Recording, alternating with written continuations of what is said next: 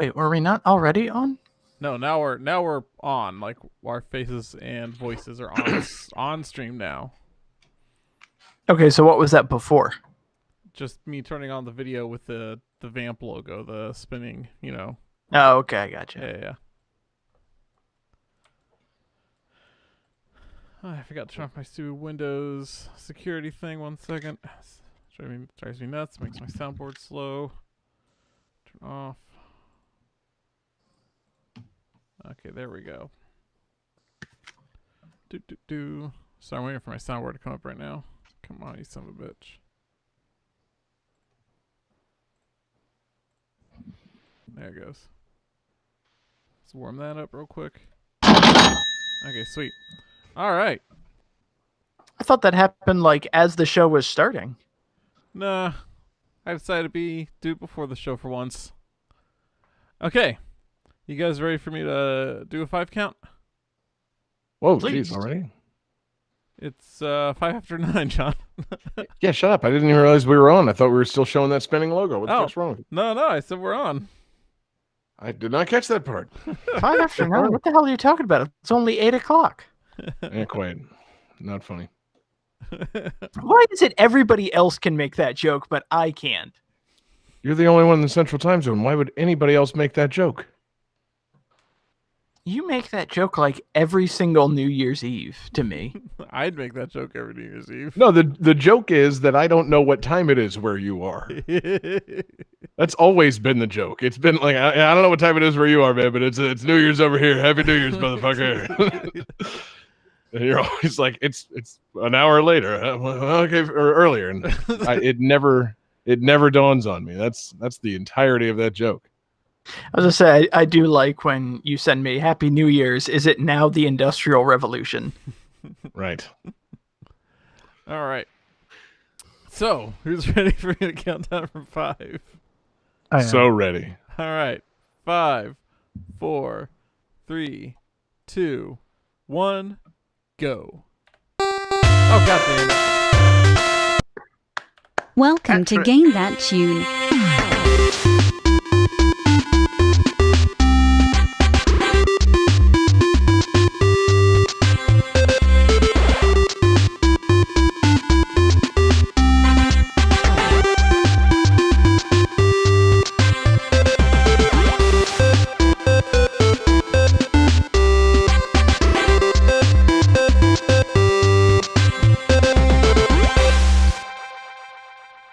Oh, yeah. What's going on, everybody? It's Game That Tune back in the house once again. It's your boy, John Harrington here, and we got John Regan with us. Say hey. Hey. We got Jesse Moore. Say hey. Hey. And we've got David Fleming. Say hey. Hey. Hell yeah, guys. Welcome back, everybody. Game That Tune in the house for episode 192. We are just doing fantastic here on Game That Tune. And if you're just joining us, man, we're going to have a blast tonight. Excuse me, I'm fumbling over my own words. I feel a little funny tonight. We're going to have a blast, man. We, what we do around here is we listen to video game music. We've each brought 3 songs from a game. We're going to try and guess each other's games with songs, with a little bit of trivia. We're going to goof off. We're going to have a lot of fun. And the winner at the end of the night, whoever guesses the most games, gets to pick a theme for the next episode and play some bonus tunes. And our winner last week was Jesse Moore. And Jesse, you get to tell us the theme for tonight's fantastic episode. What do we got?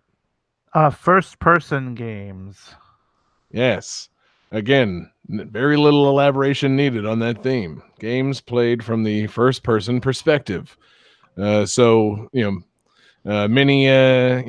think there'll be some shooting going on. Maybe some, some puzzling, some light platforming. There's a wide variety of first-person games available out there, spanning many generations, I think. Except some of the older generations, maybe not so much. But I think it's a great theme. And as you can see, I am going all in on that theme for our live viewers. I apologize for any confusion that my camera angle is going to cause tonight. I haven't found the option button to switch back to a normal angle, so I was going to say, this bit is going to work so well for our podcast listeners. Oh yeah, man. Sometimes the live viewers get something real special. And when I say special, I mean frustrating to watch. So this is gonna be a good one. So we got a great show lined up, man. We got 4 great games. We've got some great fan requests, and really, I don't think there's a whole lot that we need to say before we get started. Unless somebody else has something, I say we just I don't know, take a look at what's coming ahead for the first game.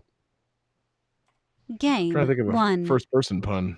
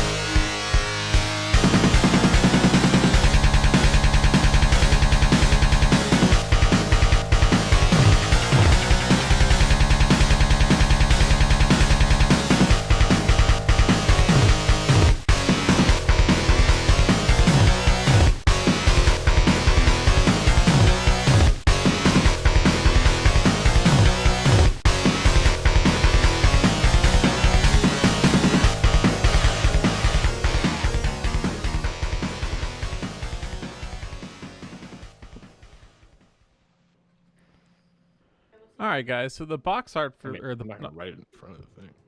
the box for this game advertised that it's available for 1 or 2 players. However, the publisher confirmed that this was in fact a typo and it is only a single-player game.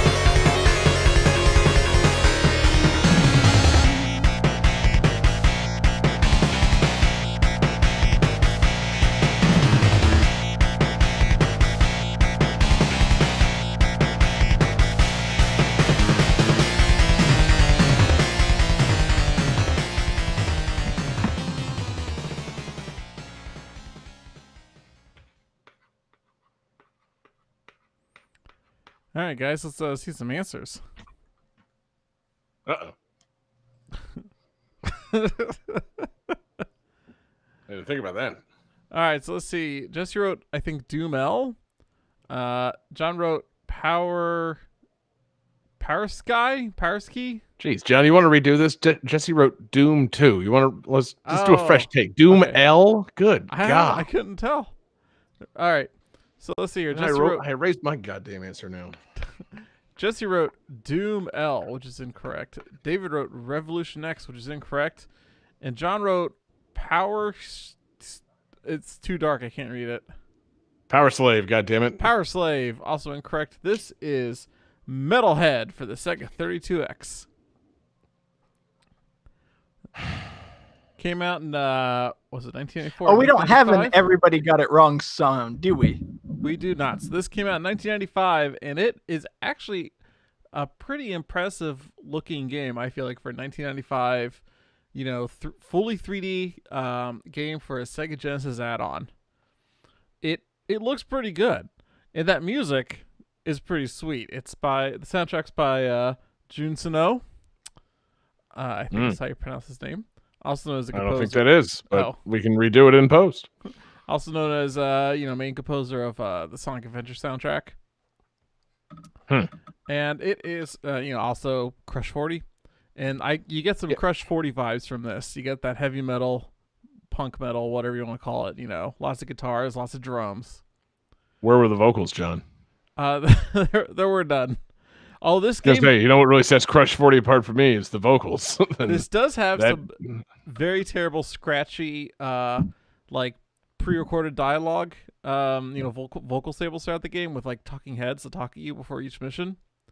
Dope. And that's where it kind of starts falling apart. Is they give you these missions, but the missions are like destroy all the other mechs. Oh, okay, or go find this one mech and destroy them.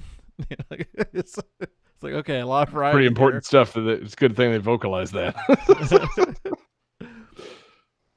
But yeah, the graphics are, I feel like, pretty good. They look like a very early PlayStation game. You know, like a bad PlayStation game, or like early PlayStation demo, maybe is what we should call that. It's such a weird thing to have you praising it in such a way. Like, the graphics look pretty good. It looks like a bad PlayStation game. I'm like, I guess that is good for the 32X. That's that's something. That's high praise for a 32X. Yeah, you got it's context. 95. When did the PlayStation 1 release? Was it 96? That was 95. Okay. Oh. It looks as good as something that came out the same year. But right. You gotta also remember this is on a cartridge, right? And I feel like that's also impressive that they're able to do 3D graphics and store, textures and models and things like that, because it is actually fully rendered 3D on a cartridge. That's true. Yeah, but John, it also took like 2 adapters and an extra power strip just to play it. Yeah, and this game 100% requires the 6-button pad. It even uses the mode button on the 6-button pad. I bet you didn't even know that was the button. I'm not aware of that button. There is a mode button on the 6-button pad that I believe most of the time it's used to, like, you hold it down while you turn the console on, it makes it act like a 3-button controller for games that aren't compatible with the 6-button pad. And as far as I know, no games use that button for anything else except this game. It's used for changing the camera. And yeah, every button does something. And yeah. I was going to say, it's a 6-button controller. Like Street Fighter ports on Sega Genesis, you had to push start to change the 3 buttons from punch to kick. So why would a 6-button controller need a mode button? Like, that seems very counterintuitive. Yeah, I think, like I said, there's certain games, like I think Disney's Gargoyles is one of them that had a hard time with the 6-button pad for some reason.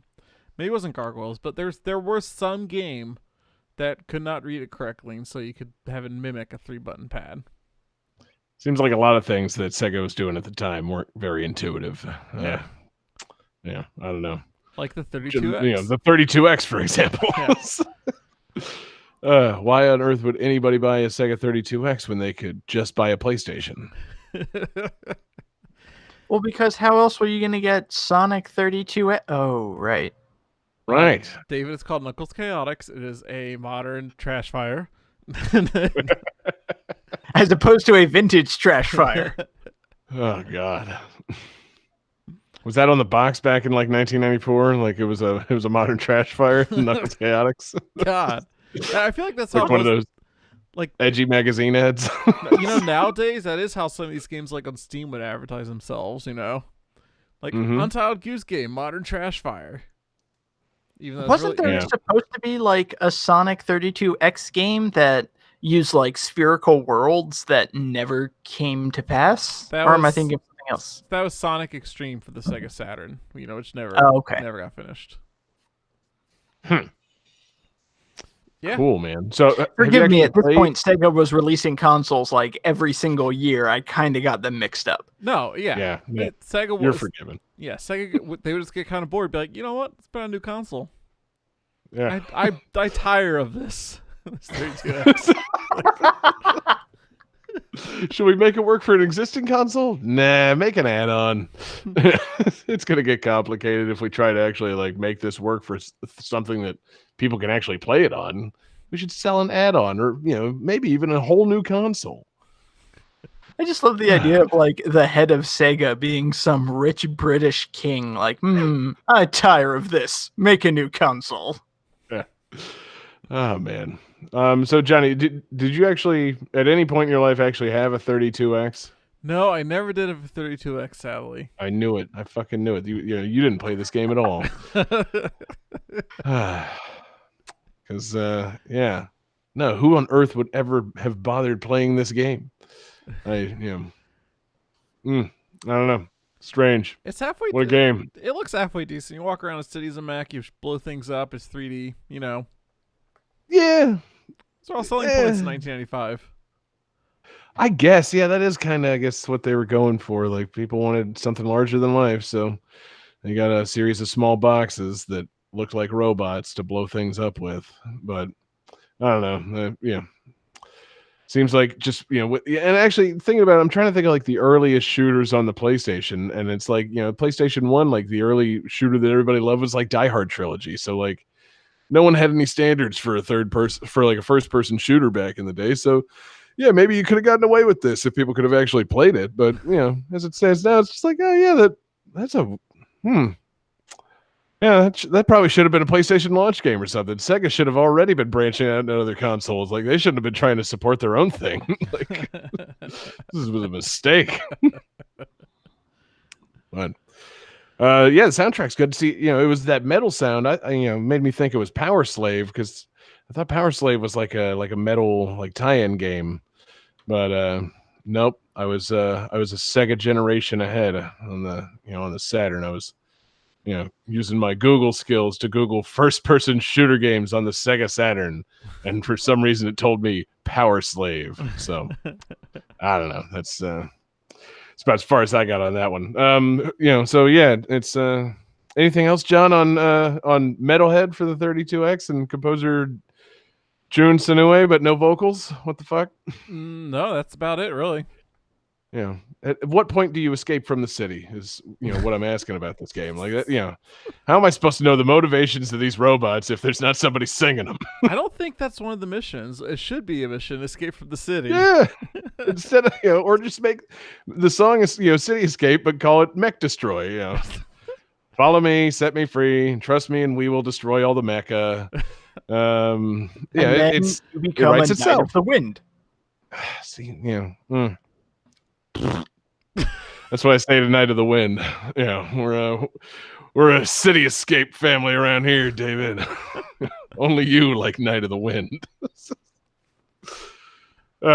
Anyway, no more Crush 40 hot takes on this episode. Johnny, let's keep it moving, man. Game 2.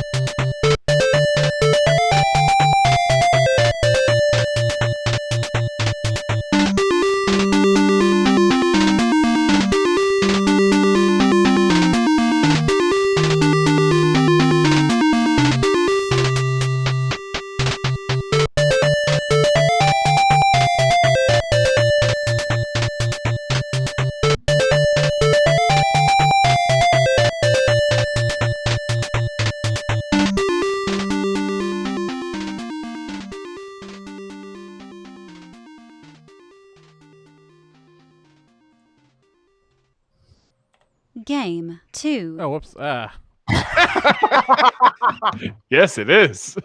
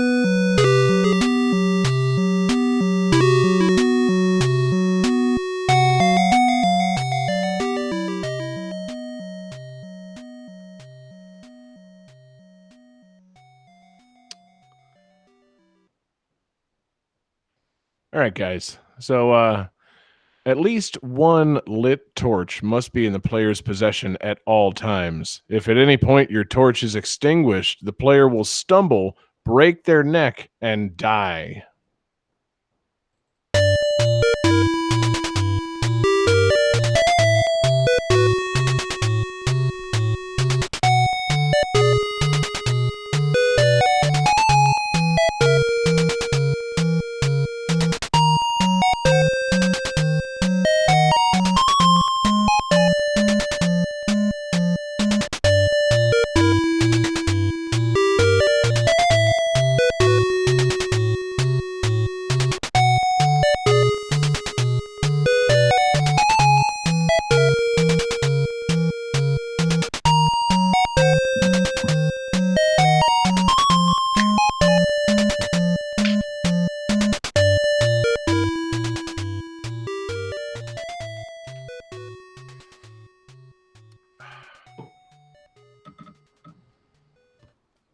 All right, guys. Who's feeling great? I'm feeling pretty good. Cool. I'm feeling As pretty you're- good. As you're completing writing your answers, this is one of our fan requests for the evening. This one came to us from Trojan on Discord. Thank you, Troy, for this request. And let's see, Johnny. Oh, wait. has yeah, Johnny's showing a penis with, I guess, a celebrity's signature above it. Jesse and David both have the correct answer. This is Shadowgate.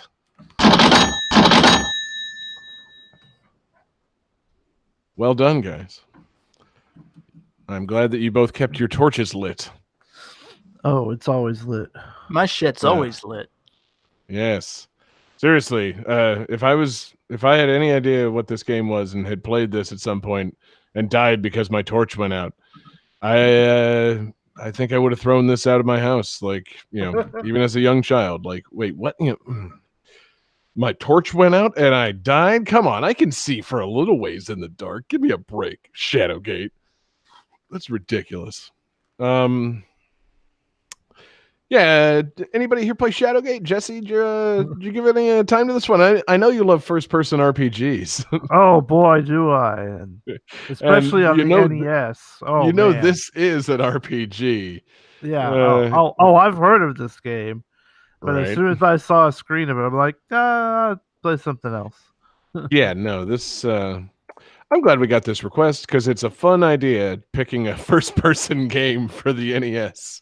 However, man, this is the definition of like not up my alley whatsoever. Like, it started out as a like point and click game on like old computers, the Amiga, the Apple II, this and that, and then it got converted for NES, and so it's just this like old shitty Byzantine menu system where like you've got like 8 or 10 commands at all times and like a small digital drawing of a chamber or like an area or like a battlefield, and it just does not look fun.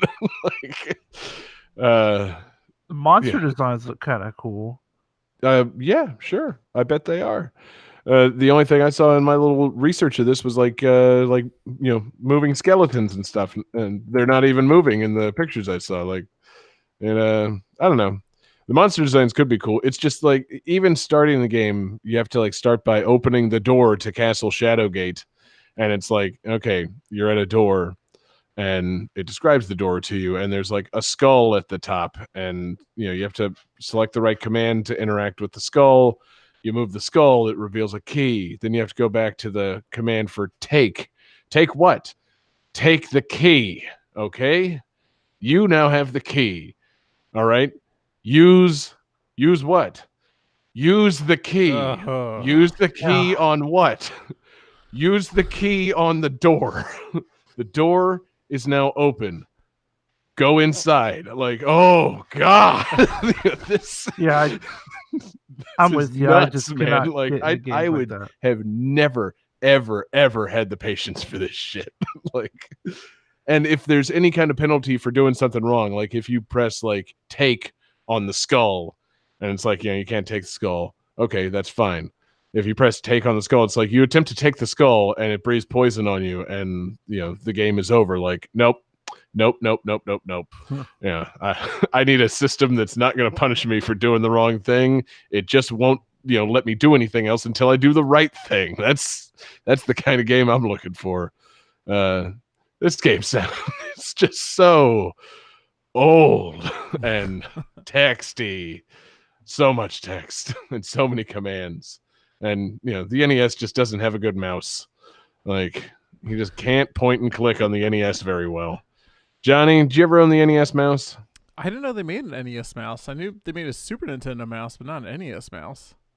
Thank you, John, for proving my point. There is no NES mouse. Oh. Therefore, a point-and-click game on the NES is a terrible idea. I do remember there was a Shadowgate 64. Oh, really?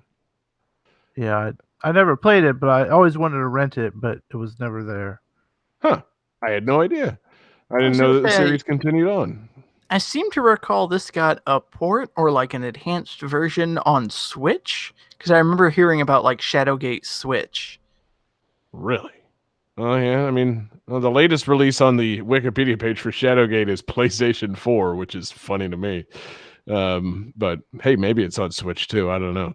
But I'm surprised to hear that they kept going with the series, because I was reading about the developer, ICOM Simulations, and they eventually just, quickly got bought out by Viacom and spent the rest of their career as a developer making licensed games for like Nickelodeon, or for like Looney Tunes and for Viacom. So like they made Roadrunner and Daffy Duck and Bugs Bunny, and then they made like Nickelodeon Guts. They made Rocko's Modern Life, and eventually they made like some Beavis and Butthead games, and that was it. And I'm just like, how'd you go from Shadowgate to like Daffy Duck? What made them think that was the move? Like, that's okay.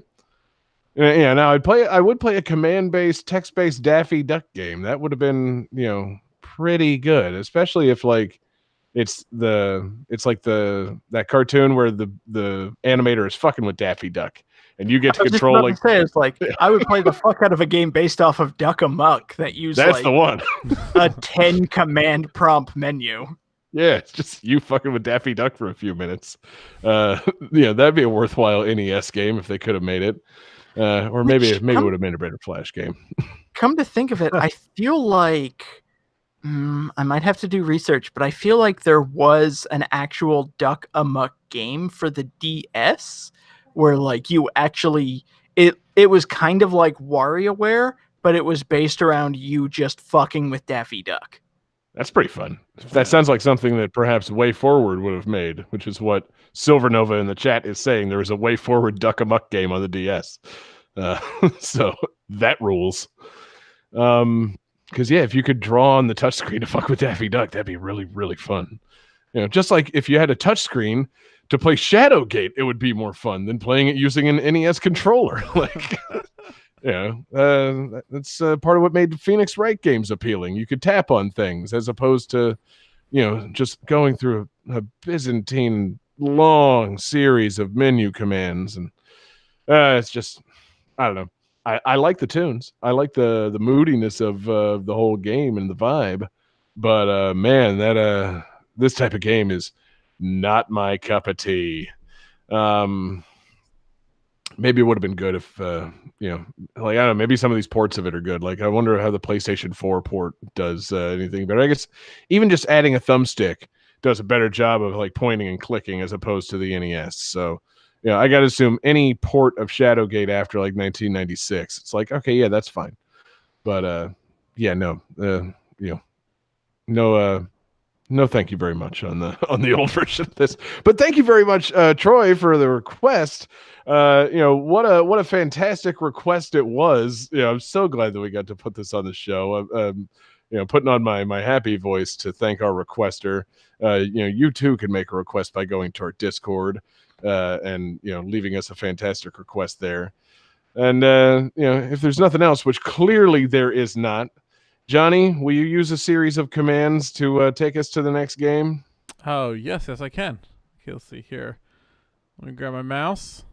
Oh, crap, it's gone. All right, I guess I'll have to use my Johnny, NES controller then. All right, so on your screen there's a playlist of songs that I assume somewhere on that is the third set of songs. Yes. What would you like to do?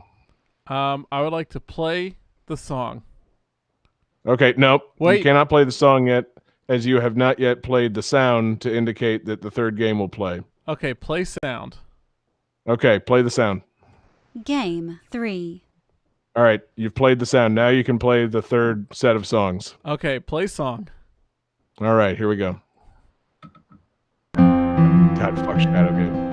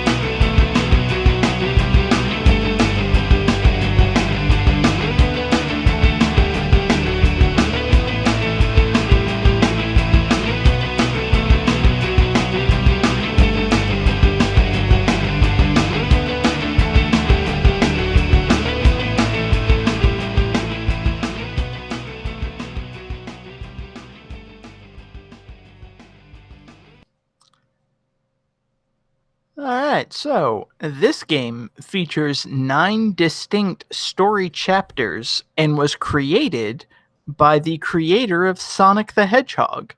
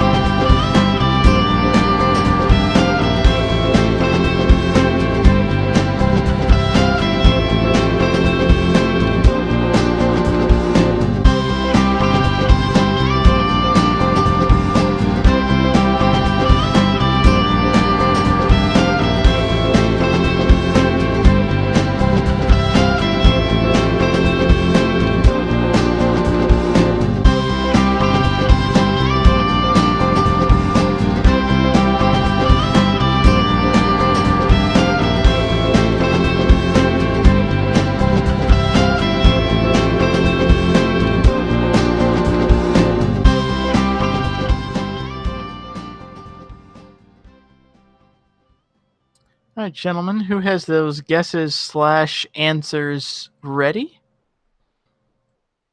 Or do you need a second? I think I'm ready. So ready. All right, let's see them. God damn it! Oh, son of a bitch. So Jesse says 999. Sadly incorrect. John and Johnny both say Sonic Extreme. Sadly incorrect. This is Let's Catch. Like things you wish your dad said to you. God, I keep forgetting that we don't have a hat trick but negative sound. That's what I was waiting for. We did it one time. That's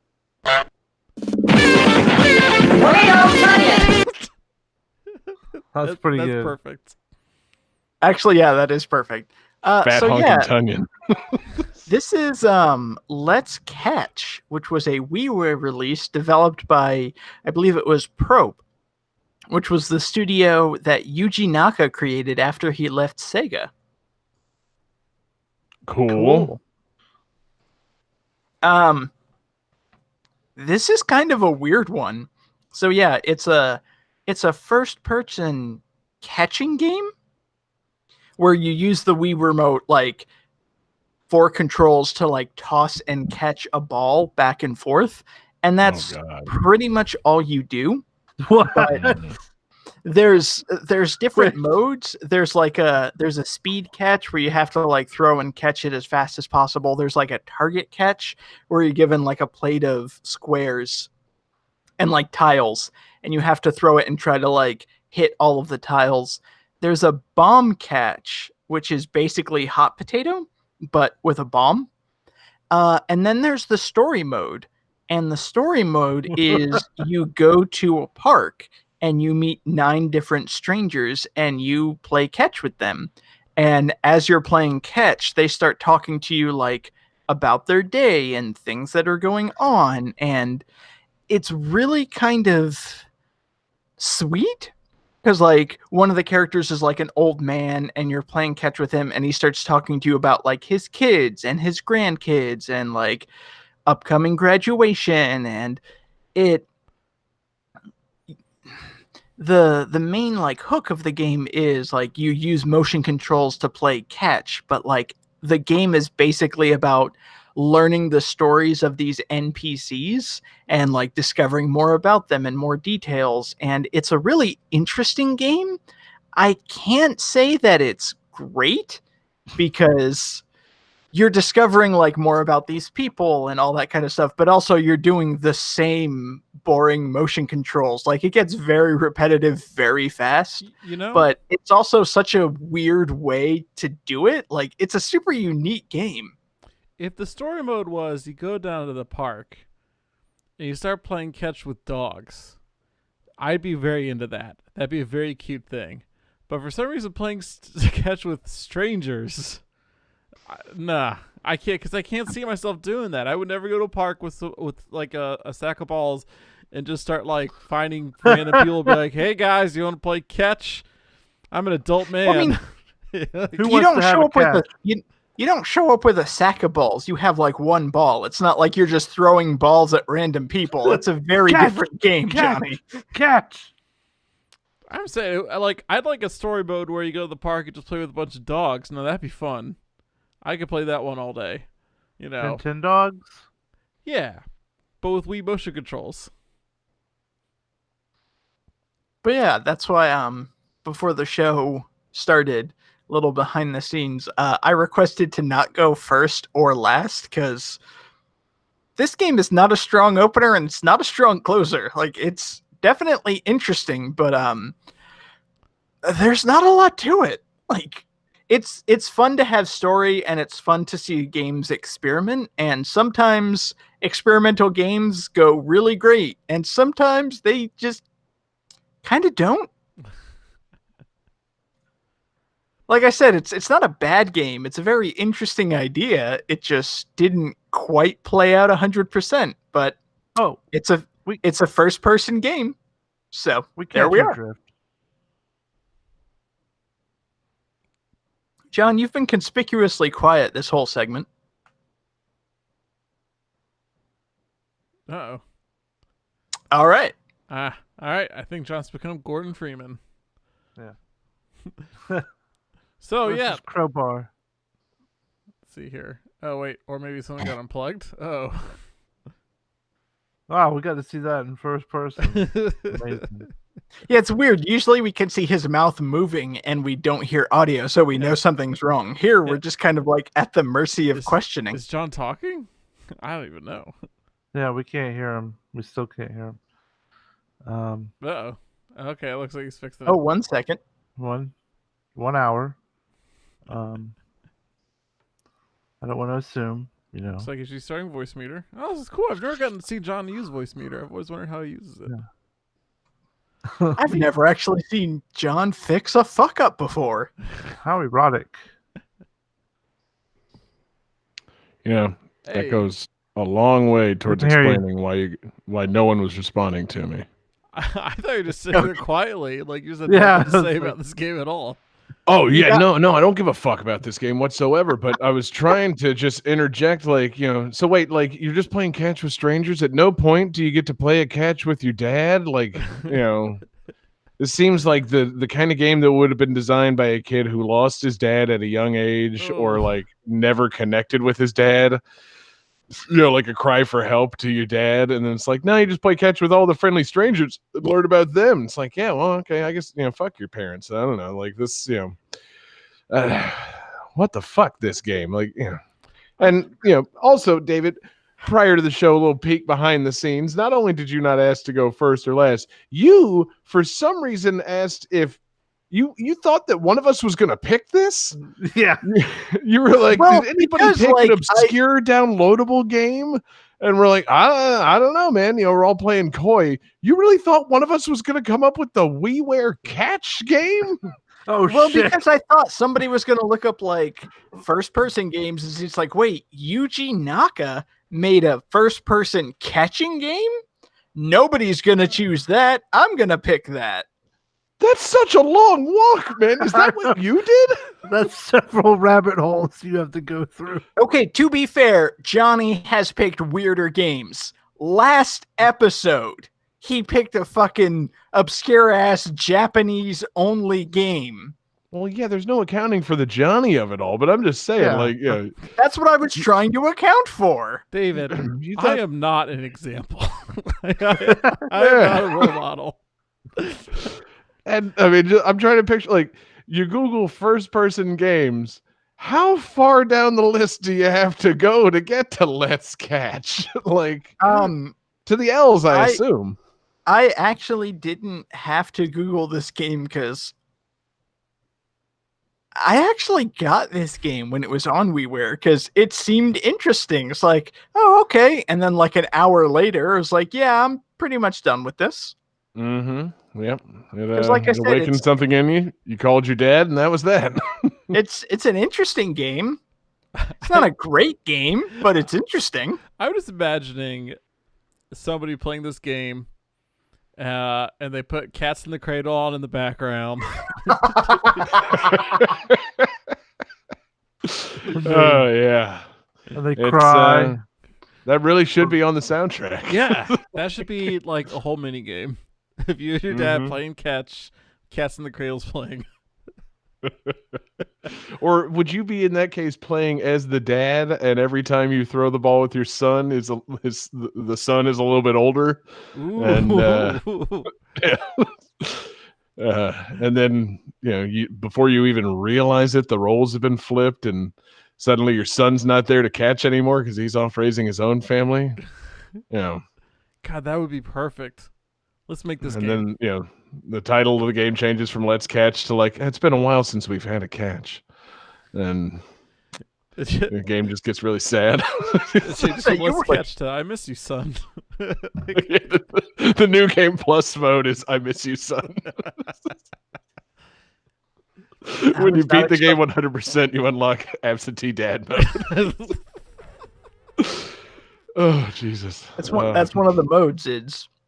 Here's the story mode, there's the like bomb mode and the target mode and all that, and one of the modes is just you throwing a ball at nothing, and it's absentee dad mode. Yes, perfect. Well, David, yes, what a pick. It's got a super soothing soundtrack. I really like the soundtrack. Yeah. I mean, see, that's the other thing. I could use a little more action. This is an action-packed white knuckle thrill ride, and quite frankly, the music doesn't reflect that. Like, jeez. Wait, maybe I'm getting my wires crossed. Maybe I'm thinking of Sin and Punishment. This is not Sin and Punishment, the obscure game for the Wii. This is that other obscure game for the Wii that you've picked. This is the catching game, right? Cats in the Cradle, yes. Yeah, okay, it does really remind me of the Pilot Wings Resort soundtrack, of just the kind of like, I don't really want like a strong, memorable melody. I just want music that I can sit to and listen for like 3 hours and zone out. Yeah. God, I think, David, you need to bust out your Wii and complete this game. We need to see this game through to the end. Like, you said you gave it an hour. No, you need to give it 3. Someone needs to have seen the end of this game, so I think you should do it because I don't think anybody else ever has. But what a pick, David. Anything else on father issues? I mean, cats. No, Let's Catch, not Catch in the Cradle. No, Let's Catch. Honestly, I'm surprised we got this much discussion out of this game. Mm-hmm. Yeah, chalk it up to me having microphone issues halfway through and having to resume the discussion with all of my talking points intact. I honestly thought you were like, fair game from the Sonic creator? Fuck it, I'm out. I'm really nervous as to when my microphone came unplugged and how much audio I've lost. It sent me into a podcast existential crisis. Like, wait, when's the last time they acknowledged me? Oh God, this is bad. Was I ever a member of the show? Yeah, I can't see myself on camera anymore. Who am I? Like, I'm losing my identity with this camera angle. You need to go out and have a catch. I think we should, man. Guys, after the show, let's get together for a catch. But in the meantime, Johnny, let's keep it going to the next game. I think we should catch game 3. Up. 1. Game 4. Thank you. I think we should catch game 4.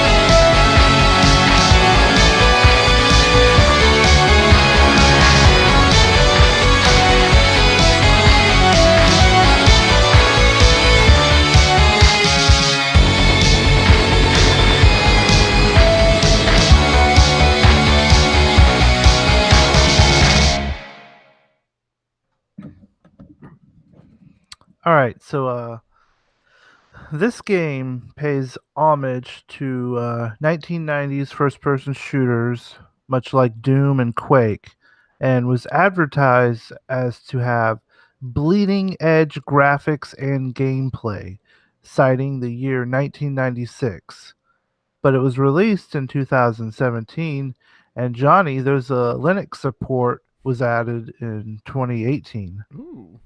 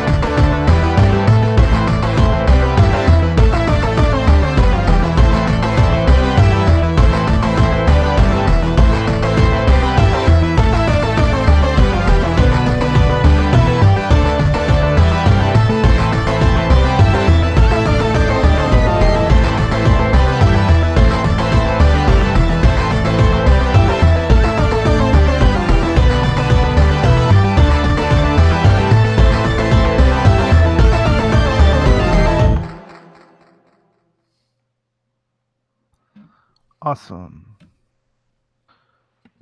All right, how you guys feeling? Pretty good. Good. All right, let's see Yeah. it. Let's see. Ooh. Ooh. What? Okay, we got John with Dusk. That's incorrect. And Johnny with and David with the correct answer. Strafe. This is Strafe. And this game is fucking awesome. Have you played this, Johnny? Because this is right up your alley, I think. I have not. I was reading about it, though, and this does look like something that I would love to play. Like it's very much like, for a while, a lot of like indie games were adopting like 8-bit and 16-bit kind of art styles, but this one is like adopting that like Quake type look with a little bit of enhancement here and there and stuff, and like the blood physics are crazy. It's super fun. I do wish you could get more weapons up at the beginning, but I think the more you play, the more options become available as you play it. Mm. Because it's kind of like a roguelike type deal. But like, every time you die, you've progressed a little bit further, and yeah, it's a fucking blast. And like the tutorial has FMV, like this lady like talks to you about how to play the game and stuff. It's insane. And it looks like it looks like typical PC FMV for the time back then. It was so cool. Yeah, it is a weird mix of like it looks kind of like something from the 90s, but it's also slightly too nice to actually be from the 90s. Yeah, it's like Shovel Knight, Yeah, like this has a few too many polygons in this model. This isn't actually 90s, but Right, yeah, like, this looks vaguely 90s, but it runs at a smooth 60 frames per second, and there's like no slowdown, so very suspicious. But it I'm looks pretty cool. I'm glad to hear that this game like exists, just because it has been well documented on the show that as much as I love throwback sprite graphics, like I'm waiting for people who grew up in the early to mid 90s to start making games, because I Mhm. want those like blocky, crappy 90s graphics to make a comeback. So Yeah, the man. idea that there's like a game coming out with like Quake era graphics, like that sounds amazing. This is your ticket, David. Yeah. Yeah. Also, the game I guessed, Dusk. I don't know if you guys have seen that one, but that's also kind of reminiscent of what's going on there. But that one's in more like a horror setting. It's like Lovecraftian first-person shooter, but with like Nintendo 64 quality graphics. I'm like, yeah, okay, I can see how that's appealing to some people nowadays. Like a Hexen. Yeah. Fuck yeah. Haha. So, new Hexen. But yeah, man, they really should make more of these like 90s throwback first-person shooters, because really, we all love a first-person shooter nowadays, but have we ever loved one more than like GoldenEye? I mean, let's be real. Like, we all just want to go back to playing some classic GoldenEye type shit, maybe with a few modern accoutrements. But let's be real. It was never better, than the simple old days of GoldenEye, Perfect Dark. I guess your PC stuff back then, your marathons, your Quakes, and what have you. Well, there is a like an indie thing that just came out. Like I think this past February, called the Haunted PS1 Demo Disc. Ooh. And it's I believe it's a free downloadable game that's meant to. It's exactly what you're talking about, like those PS1 style horror games. But new shit. Nice. Like, I love that they called it the PS1 demo disc. Like, That's pretty good. Haunted PS1 demo disc. Yeah, and also shout out to Kel in the chat, because I was shouting out classic first-person shooters, and he says Turok. Yes, fuck yeah, Turok. We need to go back to classic Turok. Yeah, some things were better done in polygons, like exploding heads. It just made more sense in a lower resolution. But yeah. So Jesse, you've played this game some, or? Yeah, I played it a bunch. Dope. It is also really, really hard. I still can't get past the first, this first like area. I can get to the second stage of it, but Damn. I end up getting fucked up eventually. But it's super fun, and it looks really cool. Lots of blood. Yeah, I like it. Yeah, feel like this should have gotten a big push. I mean, like, it came out in 2017. The revival of Doom came out in 2016. Like, hopefully they were wise enough to be like, oh yeah, you like the new super bloody realistic Doom? We've got something that's more like the super old bloody not so realistic Doom. You should play that, and like man, throw that shit on a Steam sale or something. I bet you they could have, just sold 1 million copies of this just on Synergy alone. But, because it looks cool. I like it. It's, I don't know. Yeah. We already said we're waiting for more blocky polygons to come back, and that's really what it is. There needs to be. Is there something out there where you can like build your own arenas and play in that, like? Because I want to play some wild like 3D shitty block arenas, just doing bloody first person shooting Roblox? matches with is that what Roblox is? I'm pretty That sure Minecraft? sometimes. Did I just describe Minecraft? Yeah, I don't know anymore. So But, basically, you're just looking for like Super Doom Maker. yeah, pretty much. I think that's just is called that- Doom and the Doom level editor. Like, Yeah. Right. Okay. See, that's what I was looking for. That does exist. I knew it. Okay. So cool. So But let's is get there on a version- Kickstarter to get ourselves a copy of the Doom level editor. I'm pretty sure it's free. Is there a Wolfenstein level editor? I'm Because I'd like to play like 90s first person shooter where I can make my own levels, but I'm fucking up Nazis. Like Yes. that's like 3/4 of my dream game right there. I'm very confident there's a Wolfenstein level editor because that one doesn't even need like like a height element to it. That's just all on the same floor. That's got to be easy to make. Like, that's real simple. Yeah, I think you just draw the level on some graph paper and scan it, and it figures it out from there. Like it's Yeah, the computer literally has a function to make it into a Wolfenstein level. it's Literally actually, Yeah, any- that would be cool. you never noticed the Wolfenstein level button on your scanner? I was gonna say literally anytime you scan any picture, it's like, would you like to make this a Wolfenstein level? Yeah, that's how you do all those custom textures. That's how all those pictures get on the walls. It's just native to computers now. But yeah, man, dope game, man. Great. I love the soundtrack. Oh, it's so That's good. some real good fucking just like I don't know, synthy type shit. You have a composer on that? Oh shit. Toy Tree. That's got to be a fake name. That's the name on the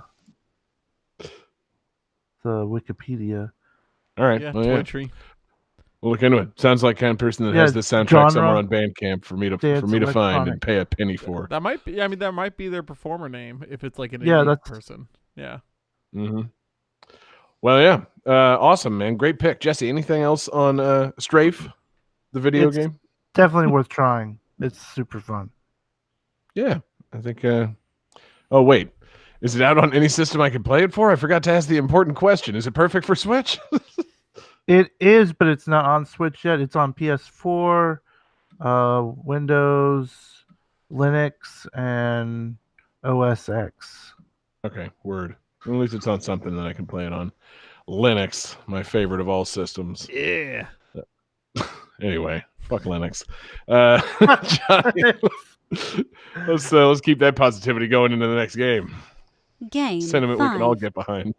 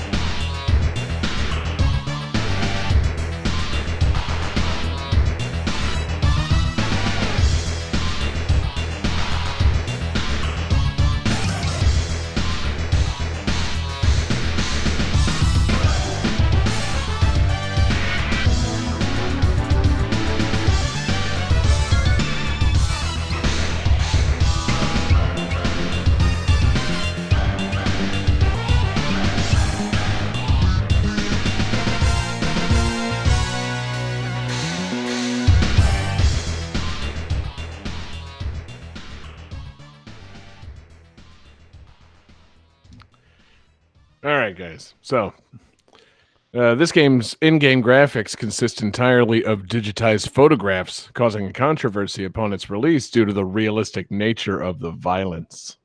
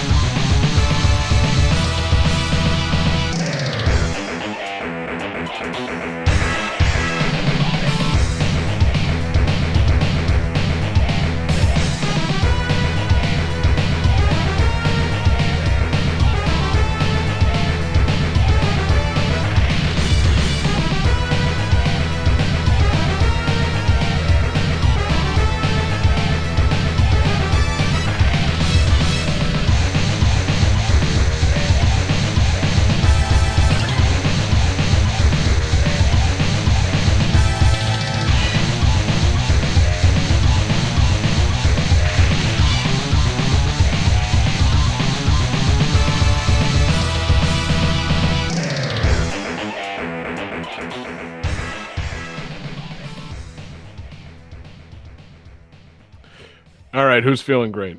I am. I am. Let's see, what do we got here? Oh my goodness, we have a hat trick on Lethal Enforcers.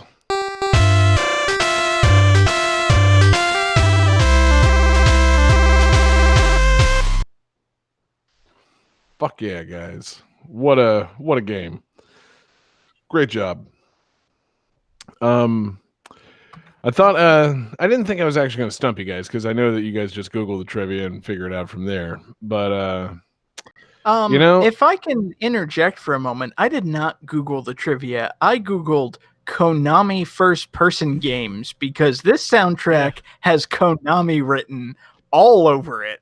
well, yes, that was the next thing. I wasn't sure how many people were familiar with the fact that Konami published Lethal Enforcers, because that just sounds like someone took the Turtles in Time soundtrack and tweaked it around, and it turns out it's Lethal Enforcers. Like, we were talking, I think, a while ago about how, like, sound programmers and whatnot back in the day, they used to not only be composers of music but also like define the sound.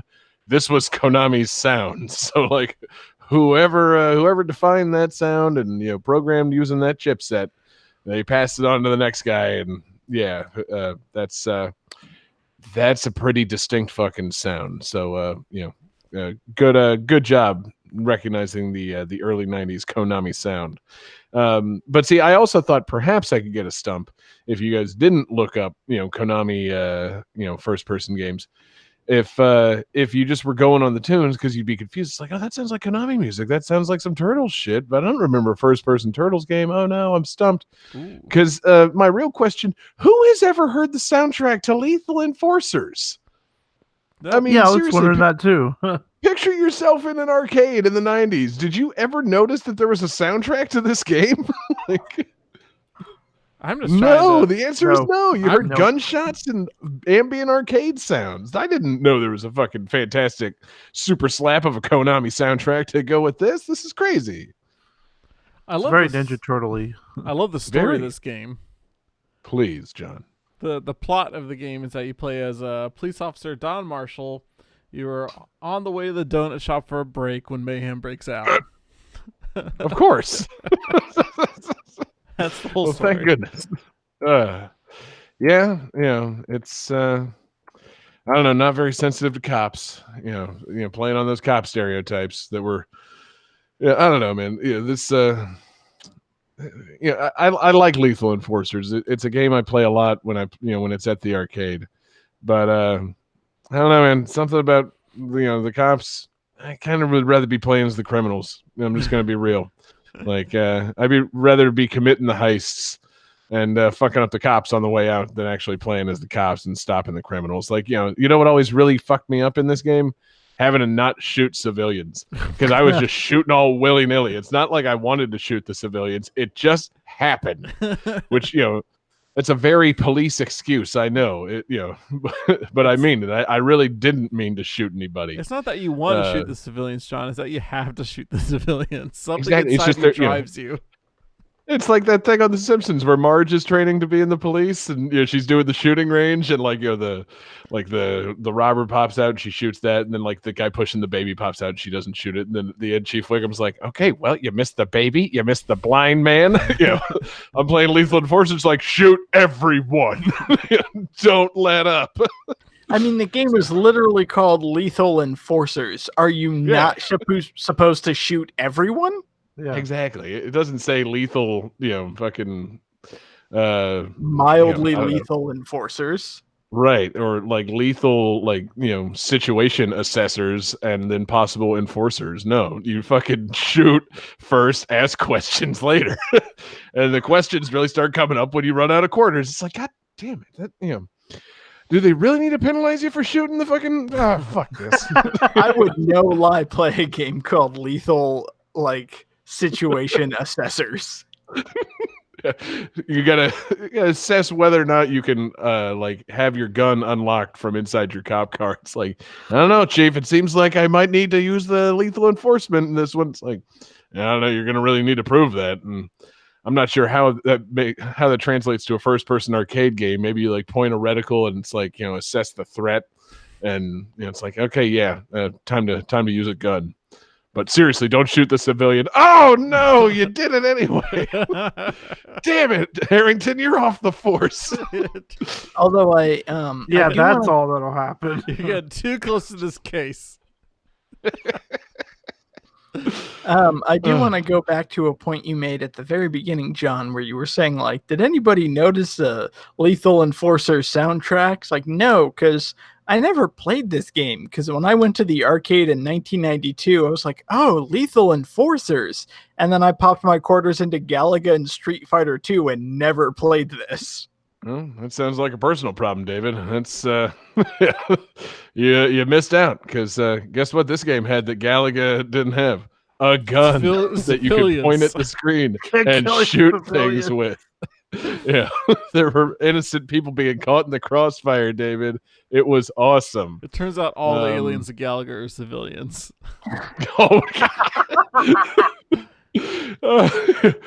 If only Galaga had cutscenes to reveal that all the ships were sending out distress calls. Please, no, this isn't a warship. There's women and children on board, and you have to blow them up anyway. Damn you, Galaga! See, I wish you guys had latched onto the other game, because I would love Street Fighter 2 so much if they added Sergeant Franklin as a character who just pulled out a gun and shot everyone in the first round. Yeah, I mean, they eventually did that with Mortal Kombat 3. They threw Stryker in there. It seemed a little odd to fight, Scorpion with a gun. Didn't really go for it. But, he's like a demon. Yeah, so shoot his ass. Yeah, I'm sorry. Bring a gun to a Mortal Kombat tournament. I'm sorry, Jesse. Are you saying that Stryker's a demon? No, the police are demons, or no? Are we getting political on Game That Tune? I mean, yes, but Scorpion is also a demon. Scorpion is also a cop. Yeah. If Stryker has showed his badge, hands in the air. Scorpion has to show his badge too. Oh God, Officer Scorpion. Are you a cop, Scorpion? You have to say you are if I ask. You have to tell me. Oh yeah, no. I love the idea. It's are you a cop, Scorpion? And then there's just a pillar of flames around him, and it recedes, and he's wearing a blue uniform, but still with the flaming skull head. But blue is Sub-Zero's color. See, that's what makes more sense. The Blue Lives Matter only makes sense if Sub-Zero says it. Oh Jesus. Fuck this line of questioning. This is terrible. But yeah, so my points on Lethal Enforcers were Mortal Did you ever Kombat. hear the soundtrack? And did you ever play it long enough to get to like later in the game? Like I picked some songs from like boss fights and like later stages that there's no way you ever heard. Because I mean, we all had fun with Lethal Enforcers, but like that game was never more than a 75-cent game. By the time you like were about to maybe consider continuing, it's like, nah, I've kind of had my fill on this. Like it wouldn't be till like games like Area 51 where it's like, all right, no, I need to keep going.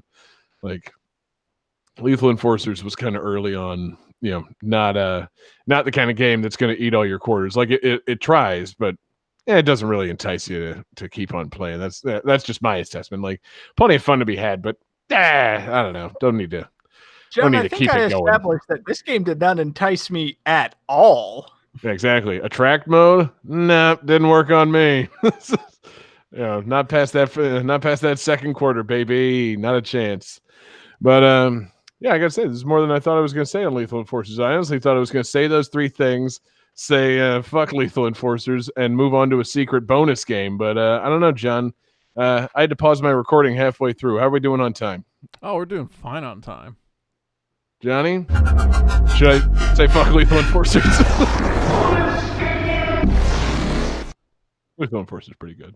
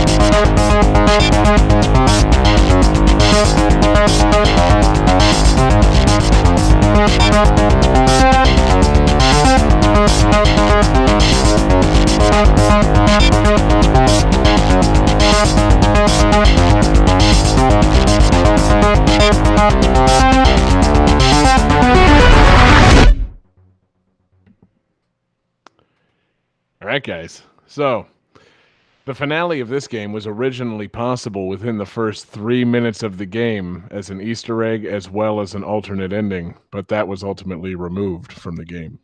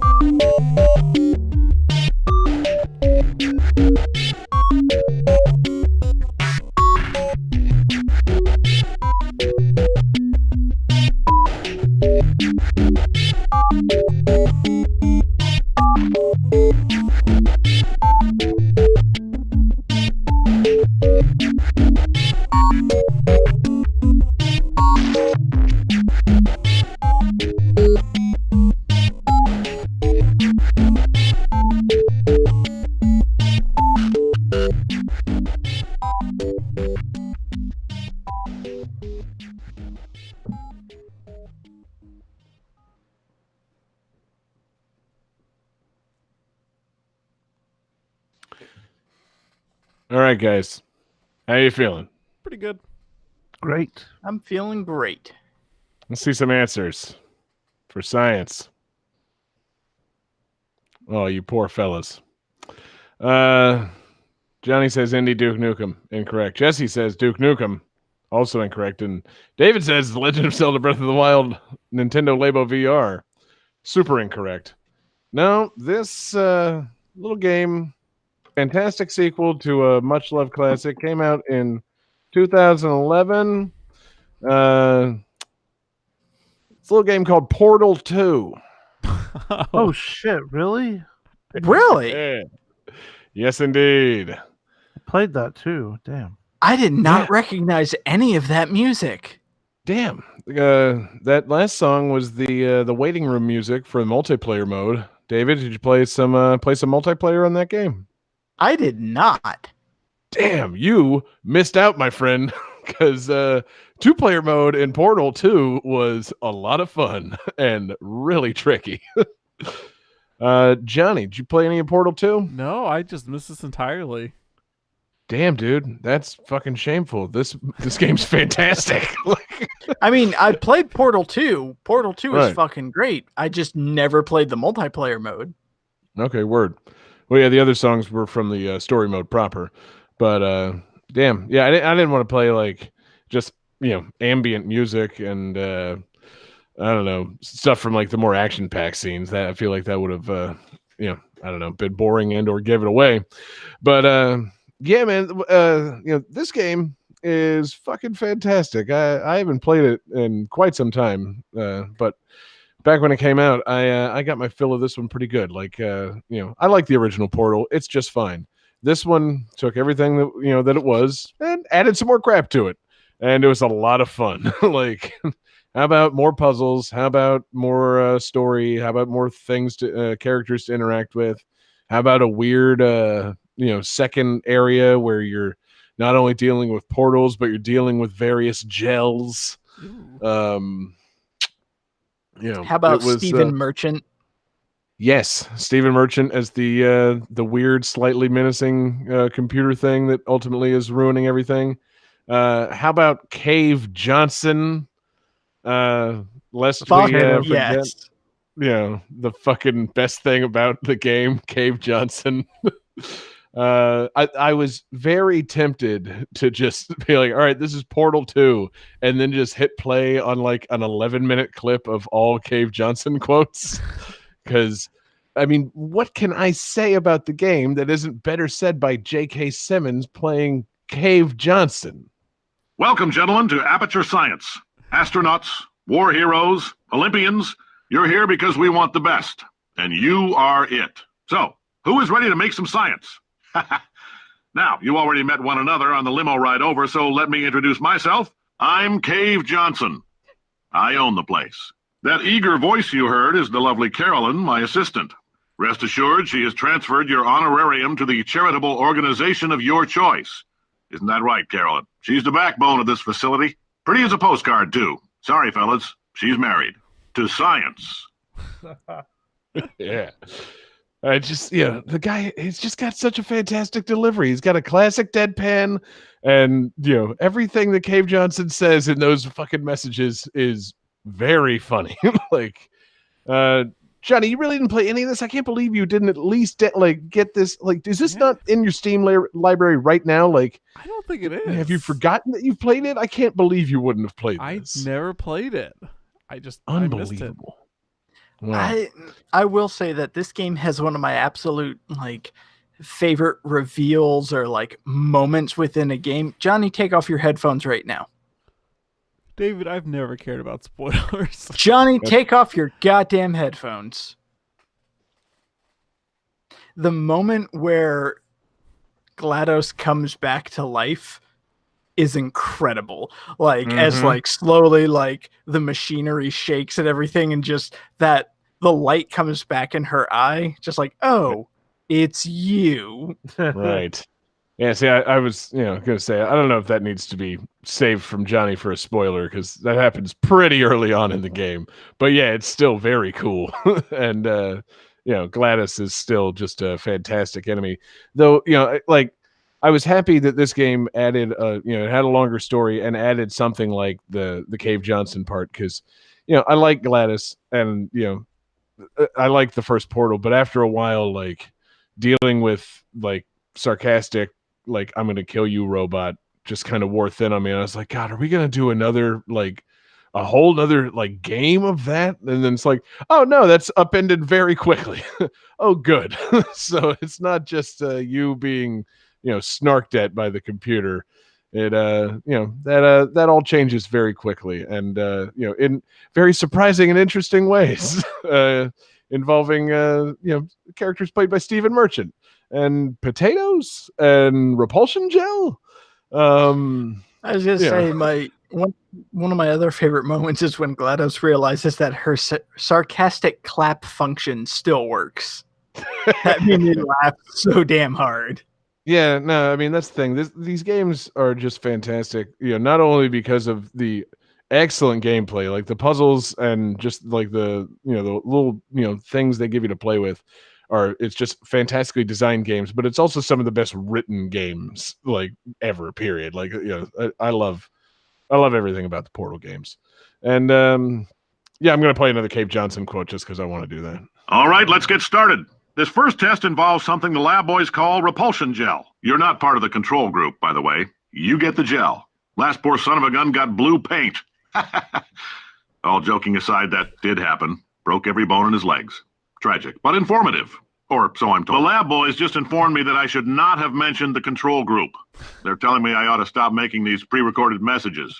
That gave me an idea. Make more pre-recorded messages. I pay the bills here. I can talk about the control group all damn day. Fucking love it. But yeah, the games are, the gameplay's tight and the scripting is fucking fantastic, and it's just a blast. And you really missed out, David, by not playing the multiplayer. Because the 2-player shit that goes on in these games, it's like some of it is pretty goddamn precise, and you gotta really work together and do some communicating. And I was trying to think, because I'm like, I played like the entirety of this 2-player mode, and it all goes pretty quickly if you just hang out and play it. You get through it in a few hours.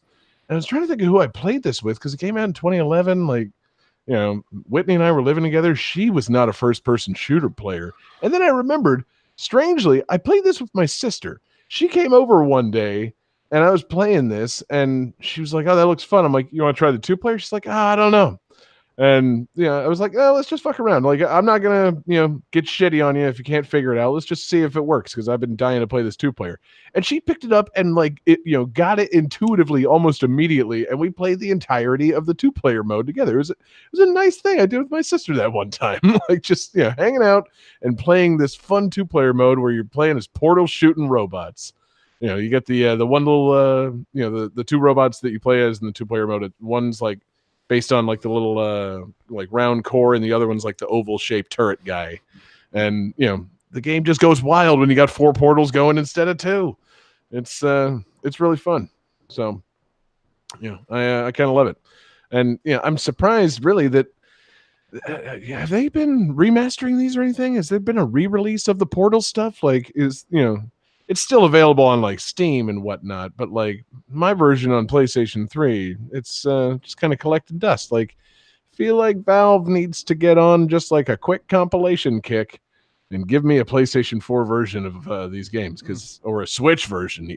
Just give me any re-release. Like, where are you at on the re-release train, Valve? I don't get why you're not doing it. Because like, if this was something that I could have rebought within the last 3, 4, 5 years, I probably would have done it by now. Like, they're fucking great. So I don't know. It's a blast. It's super fun. I'm going to play another Cave Johnson thing about that repulsion gel. Oh, in case you got covered in that repulsion gel, here's some advice the lab boys gave me. Do not get covered in the repulsion gel. We haven't entirely nailed down what element it is yet, but I'll tell you this, it's a lively one, and it does not like the human skeleton. I fucking love it so much. I don't know. It's a blast. I was glad I was able to include it as a bonus game because I wanted to get on the show. It actually, I thought about using it as my own game. I saw it was requested by a couple of people, so special thanks for the request in Discord to Claire. Claire Plays Blind is the username, and also Revolver beneath her on the request channel. Both requested Portal 2. Excellent pick. And I don't know. I'm not feeling like I need to explain the entire saga of Cave Johnson through further clips. Though I guess I could play more Cave clips. Please tell me you have. All right. This next test may involve trace amounts of time travel. So, word of advice: if you meet yourself on the testing track, don't make eye contact. Lab boys tell me that'll wipe out time entirely, forward and backward. So do both of yourselves a favor and just let that handsome devil go about his business. All right, I'm going to burn through the last one, the one where it reveals that Cave Johnson has gotten sick. And then, yes, David, of course I have the lemons clip. The bean counters told me we literally could not afford to buy $7 worth of moon rocks, much less 70 million. Bought them anyway, ground them up, mixed them into a gel. And guess what? Ground up moon rocks are pure poison. I am deathly ill. Still, it turns out they're a great portal conductor. So now we're going to see if jumping in and out of these new portals can somehow leach the lunar poison out of a man's bloodstream. When life gives you lemons, make lemonade. Let's all stay positive and do some science. That said, I would really appreciate it if you could test as fast as possible. Carolyn, please bring me more pain pills. Should I do lemons before or after the calculating computer? Let's do it after. All right, hit it. Calculating computer activated. Computers. Beeps. Boops. Damn it, John. Scoring complete. This game's winner is... John Harrington. What? Really? That barely makes any sense. I don't think I scored any points on tonight's show. But We're doing golf rules. that must be it. I guess I don't know. Life gave me lemons, and I'm gonna use them to make lemonade. That's what's going on. All right, I've been thinking. When life gives you lemons, don't make lemonade. Make life take the lemons back. Get mad. I don't want your damn lemons. What am I supposed to do with these? Demand to see life's manager. Make life rue the day it thought it could give Cave Johnson lemons. Do you know who I am? I'm the man who's going to burn your house down with the lemons. I'm going to get my engineers to invent a combustible lemon that burns your house down. God. Oh, Damn, God, Portal I 2 love is a that fucking so classic. much. That is just fantastic. So, thanks for the win there, John Computer, Cave Johnson, whoever gave me the win. I'm not sure what really did it. The But, lemons gave you the win. It was the lemons. It was the combustible lemons. Yeah. A great game, a great episode, and I probably should have been thinking of something for a theme for our next episode. I'm almost tempted to say games with lemons, but the more likely candidate, just as silly of a theme. I'm gonna give one up to my man Cave Johnson. We're gonna do games with caves. So yeah, you didn't see that one coming, did you? Shit, I used Cave Story already. You sure did. It doesn't have to take place entirely within a cave, but Shit, you used Cave Story already. Fuck. Yeah. There's another cave game out there, and I guess we can go ahead and say that cavemen probably acceptable, but really we want to focus on the cave. We want to see inside that cave. So I think it'll be fun. It'll have some fun adventures and some drippy music and some funky caves. I'm frankly I don't know why we haven't used this as a theme before. So thank you, Cave Johnson, for the inspiration. Jesus Christ. What an episode. Thank you everybody for listening. Thank you for our live viewers watching along live with us. We're live every Wednesday night. We're on YouTube, Twitch, and Facebook. Search for Game That Tune. Join us. Chat along with us. We love chit-chatting with you in the chat box and having you guys watch live. Thank you to everybody listening in podcast form. Our podcasts are published on Tuesdays now, and you can find them in Apple Podcasts or anywhere you get your podcasts. Check them out there. Subscribe, leave us a rating, tell your friends. Listen in podcast form and enjoy. Thank you to everybody checking out patreon.com/GameThatTune. It's the home for awesome exclusives. We just published that new episode of Gems for the month of February. We appreciate you guys checking that out.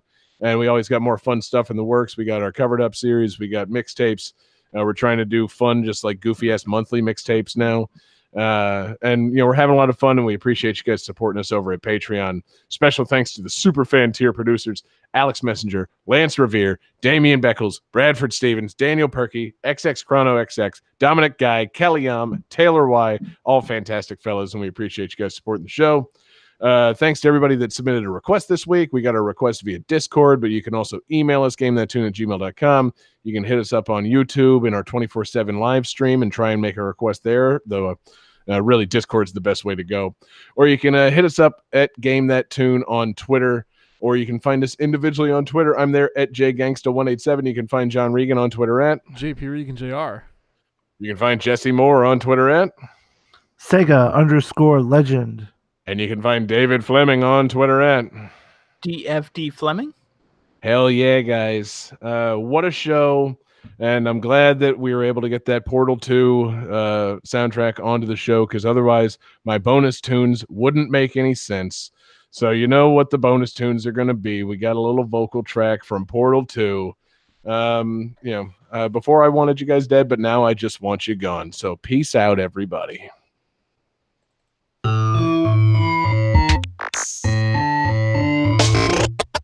Well, here we are again. It's always such a pleasure. Remember when you tried to kill me twice? Oh, how except I wasn't laughing. Under the circumstances, I've been shockingly nice. You want your freedom, take it. That's what I'm counting on. I used to want you dead, but now I only want you gone. She was a lot like you, maybe not quite as heavy. Now little Carolyn is in YouTube. One day they woke me up so I could live forever. It's such a shame the same will never happen to you. You got your short set life left. That's what I'm counting on. I'll let you get right to it. Now I only want you gone. Goodbye, my only friend. Oh, did you think I meant you? That would be funny if it weren't so sad. Well, you have been replaced. I don't need anyone now. When I delete you, maybe I'll stop feeling so bad. Go make some new disaster. That's what I'm counting on.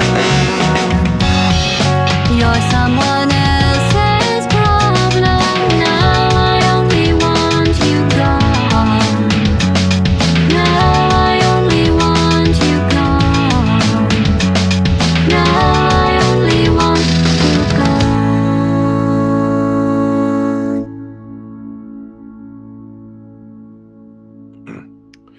Metalhead is copyright 1995 Sega Games Company Limited. Shadowgate is copyright 1989 ICOM Simulations Incorporated. Strafe is copyright 2017 Pixel Titans and Devolver Digital. Let's Catch is copyright 2009 Probe Limited and Sega Games Company Limited. Lethal Enforcers is copyright 1992 Konami. Portal 2 is copyright 2011 Valve Corporation.